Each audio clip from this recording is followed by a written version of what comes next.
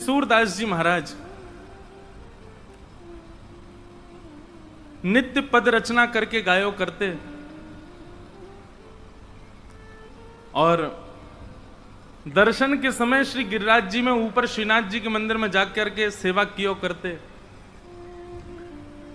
12 साढ़े 12 बजे हमारे वृंदावन में ब्रजमंडल में सबरे मंदिर बंद है जाए में, पर श्रीनाथ जी आपके जब राजभोग के दर्शन विश्राम होते तो राजभोग के दर्शन अनोसर हेवे के बाद कपाट बंद है जावे के बाद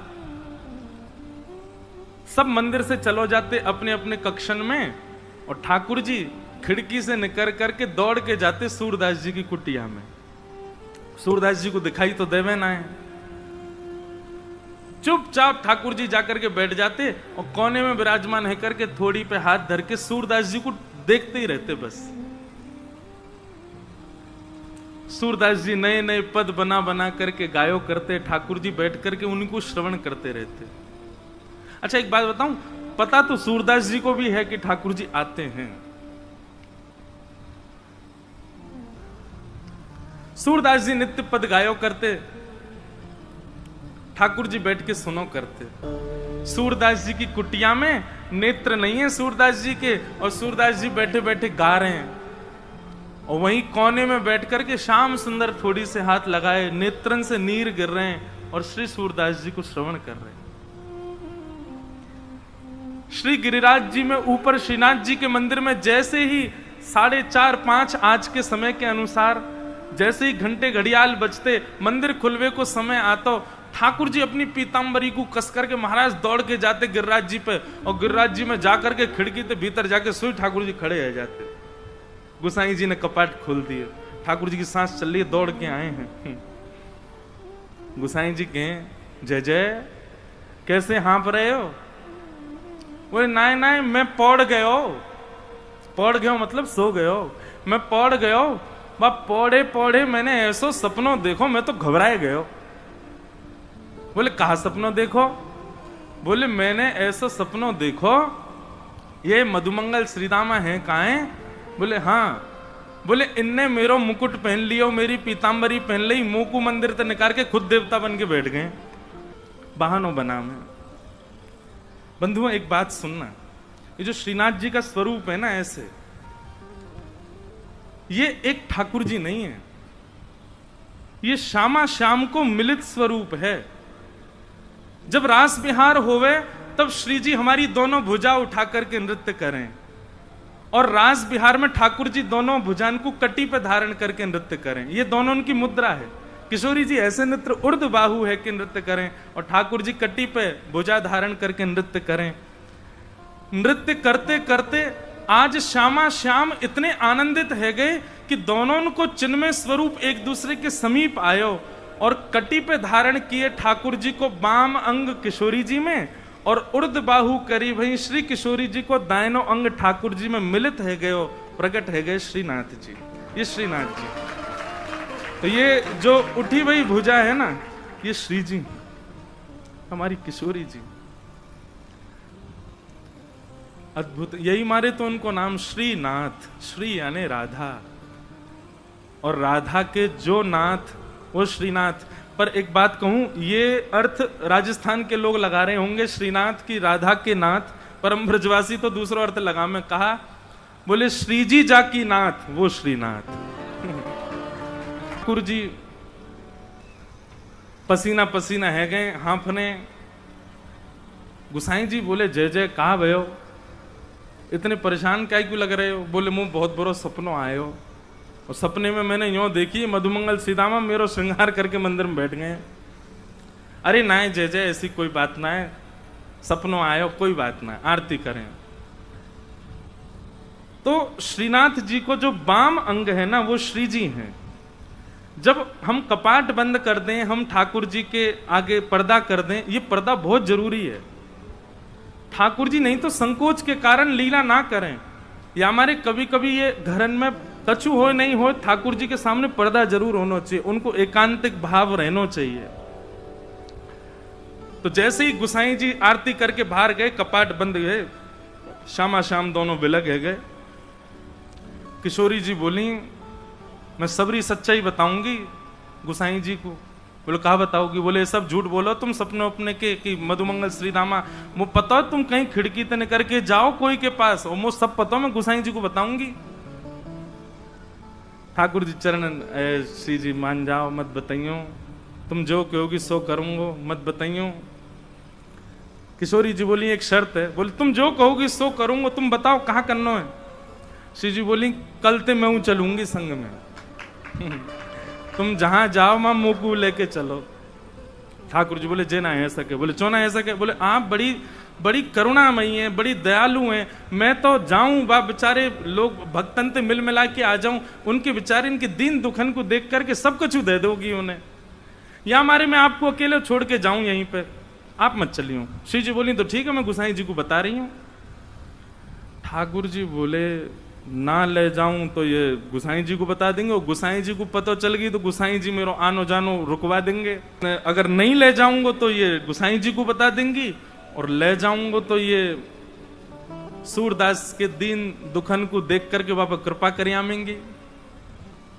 श्री जी बोली या तो मुंह को लेके चलो नहीं तो मैं बताऊं गुसाई जी को। ठाकुर जी बोले आपकी एक शर्त मैं मानूंगा, वो एक शर्त आप मेरी मानो। बोले कहा? बोले मौन जाओगी मौन आओगी, कछु नहीं कहोगी ना करोगी वहां पे।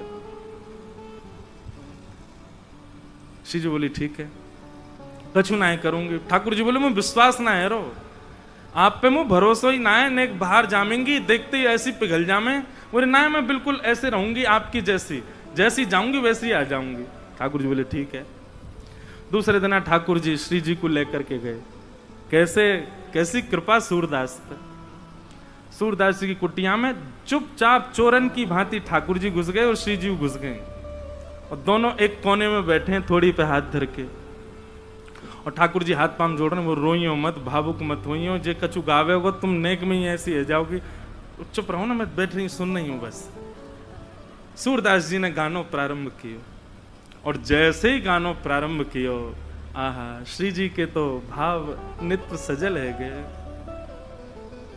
ठाकुर जी तो कह रही हैं जाकू नेत्र दे दो अब। ठाकुर जी बोले मैंने मना करी ना, ये सब ना होगो, ये सब ना करनो है।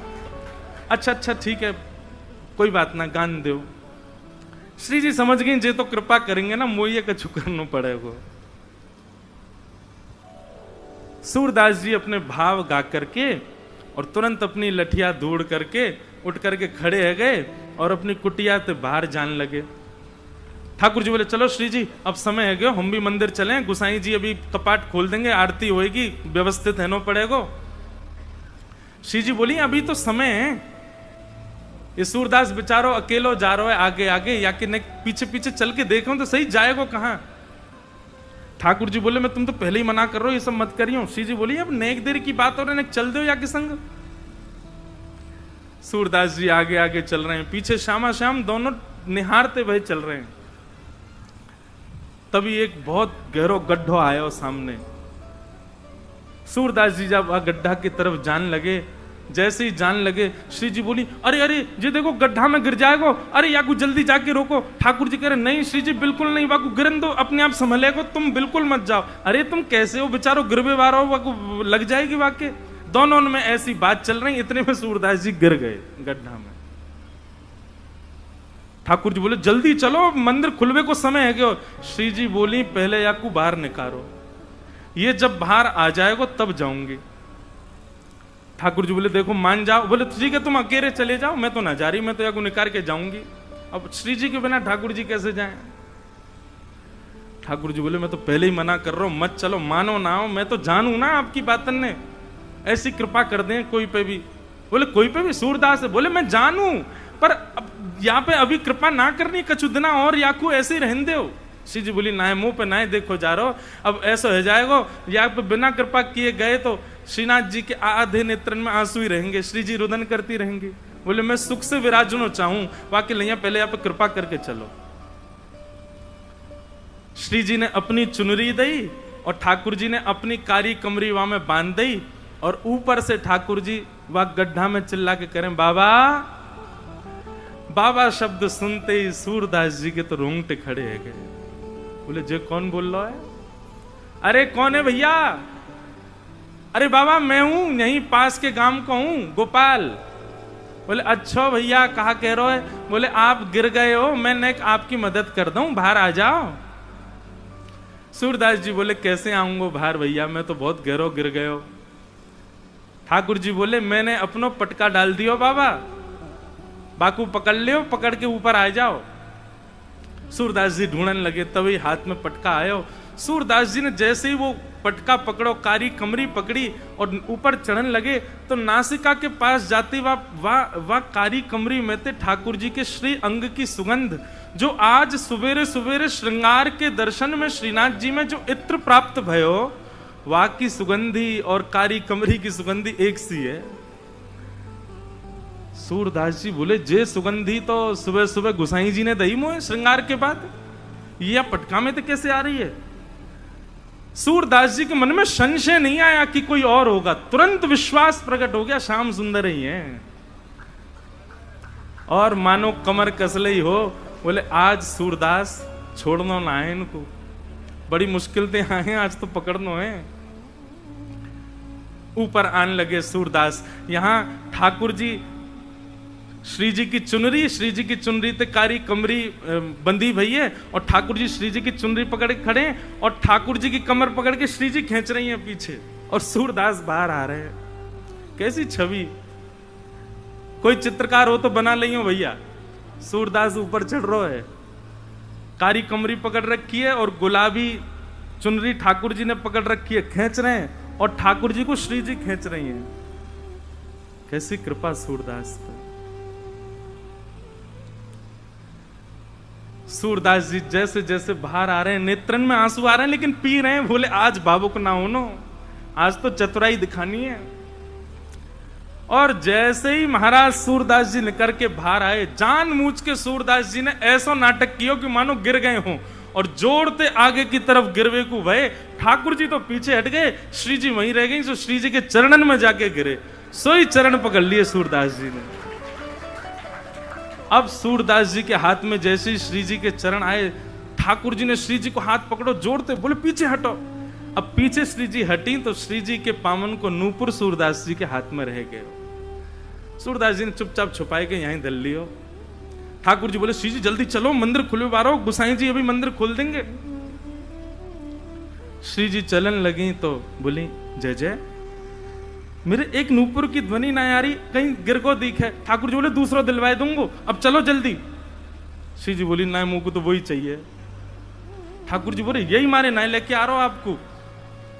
अब कहां गिर गए हो? वो पीछे मुड़ के देखिए तो सूरदास जी वह नूपुर को ऐसे कान से लगाए करके वह की ध्वनि सुन रहे हैं, देख तो सके ना है, वह की कोमलता को अनुभव कर रहे हैं। श्री जी बोली देख वह बाबा के पास में, जय जय वहीं चलो। ठाकुर जी बोले अब यहीं पर रहने दो, मैं दूसरी दिलाए दूंगा तुम्हें, अब चलो जल्दी, मंदिर में खुल जाएगा नहीं तो। बोले ना मुंह को तो यही चाहिए। बाबा हाँ रे भैया कौन है? बोले मैं ही हूं गोपाल, अब ही जाने आपको बाहर निकालो। अच्छा भैया कहे कहा बात है? बोले बाबा मेरे संग मेरी सखी आई, बाको नूपुर गिर गयो, आपने दल लियो अपने पास, बाकू दे दो। सूरदास जी बोले जे नूपुर? बोले हम बे।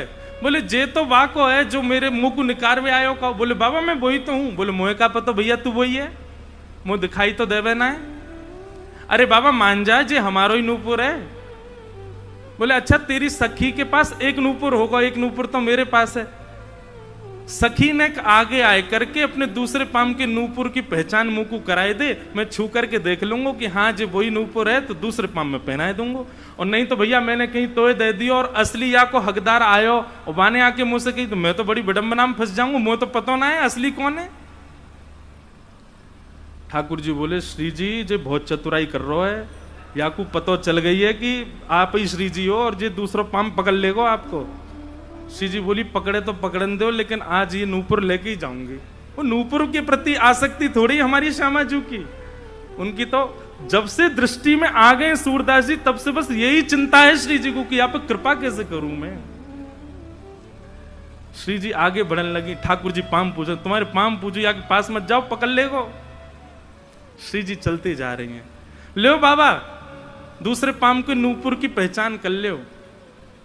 सूरदास जी ने दूसरे पाम को स्पर्श कियो, बांधी वही नूपुर हाथ से छुई, नेत्रन से आंसू बहन रहे हैं। लाली अपनो पहलो पाम आगे कर दे, मैं पहना दूं। श्री जी ने पाम आगे कियो। सूरदास जी जैसे ही नूपुर बांधन लगे, नूपुर बांधते ही सूरदास जी ने तो ऐसे अंक में श्री जी के दोनों चरण पकड़ लिए। बोले अब नहीं जान दूंगा, अब तो कृपा करो मुंह पे, कृपा करो तभी जान दूंगा। यहां ठाकुर जी खींच रहे हैं श्री जी को, लेकिन श्री जी कस के पकड़ लें सूरदास जी ने। अरे बाबा छोड़ दे। बोले आज नहीं छोड़ूंगा, बड़े दनान में हाथ आए हो। 84 लाखन में घुमाए घुमाए करके जैसे तैसे तो सूरदास बनाऊं, जैसे तैसे गिरिराज जी आके अटकाऊं, जैसे तैसे श्री वल्लभाचार्य जी की मुकु दीक्षा प्राप्त भई है। अब ना छोड़ूंगा, अब तो जय जय कृपा करो। बोले कहां कृपा करें? बोले मैंने जीवन में आपसे कछु नहीं मांगो, लेकिन आज मांग रहा हूं। ये दो चक्षु, इनकी कभी मुझको अभाव को अनुभव ना भयो कि आपने मुझको क्यों ना दिए। बहुत कृपा ठाकुर जी जो आपने ना दिए, लेकिन आज पहली बार ऐसा लग रहा है काश मुंह पे नेत्र होते तो मैं दोनों युगल के दर्शन कर ले। तो सूरदास जी ने तो कही है, श्री जी ने तो इतने अपने हाथ धर दिए। बोले बाबा आंख खोल लो। ठाकुर जी कह रहे हैं कि मुझे पूछ तो ले करो। किशोरी जी कह रही है पूछो पूछो वारो काम ना है, सब होन दो। बाबा आंख खोलो। सूरदास जी ने अपने जीवन में पहले बार कमल जैसे, बिल्कुल ठाकुर जी जैसे नेत्र प्रदान कर दिए सूरदास जी को।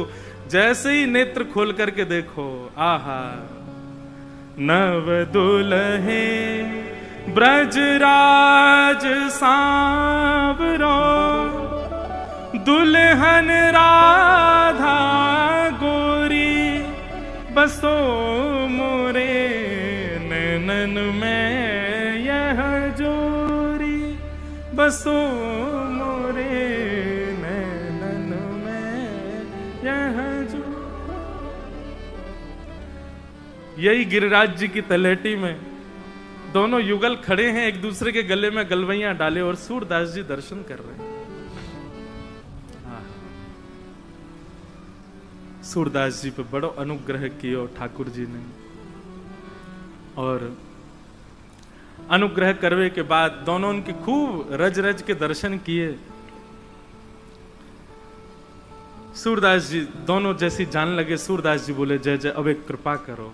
बोले कहा ये जो दो नेत्र आपने मुंह को प्रदान किए ना, इनसे मैंने आपके दर्शन कर लिए, अब ये नेत्र मुंह से वापस ले लो, अब मुंह को फिर से आंधरो बनाए दो।